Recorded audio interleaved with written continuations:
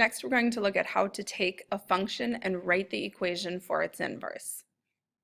Remember when we looked at the vocab that what we got out of the first function is what we put into the inverse function. The x and the y values switched. So to write the equation of the inverse, you will switch the x and the y values. Remember, f of x is really function notation for y.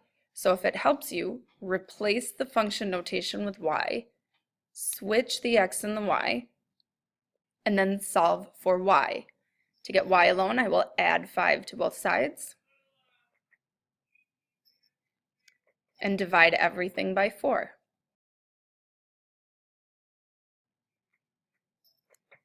To write it in function notation, you replace the y with f inverse of x.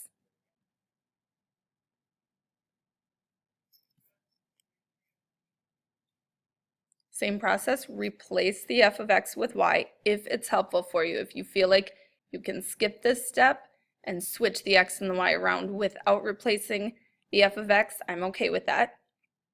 Everywhere there is an x will become a y.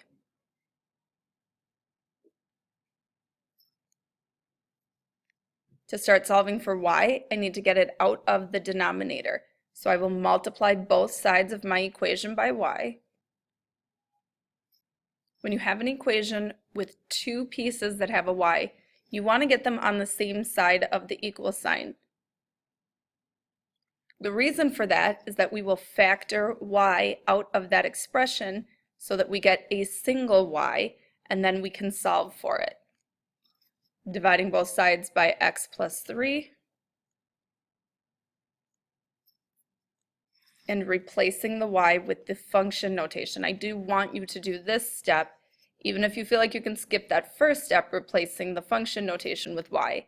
I don't want you to skip this last step. I do want you to get used to that function notation as well as the inverse notation.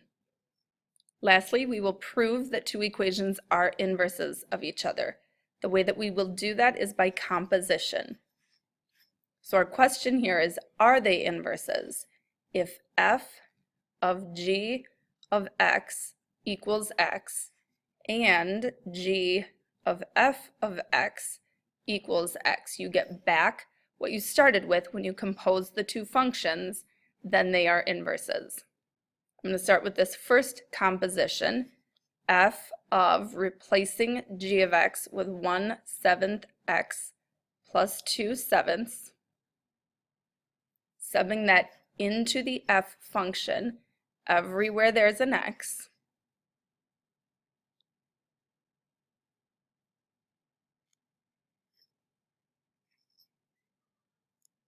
And then simplifying as much as we can, distributing our 7.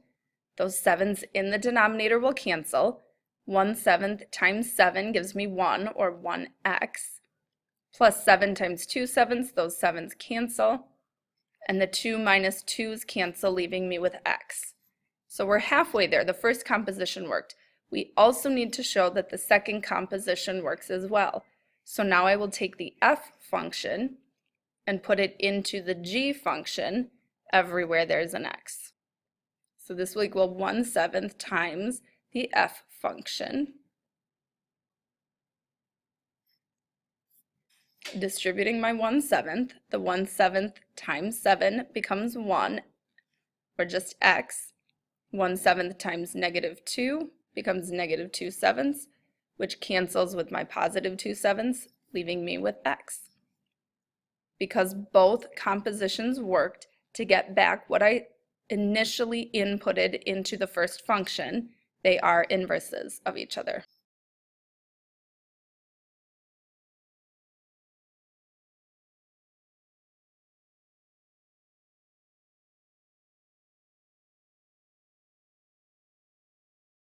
You have 2 you try questions.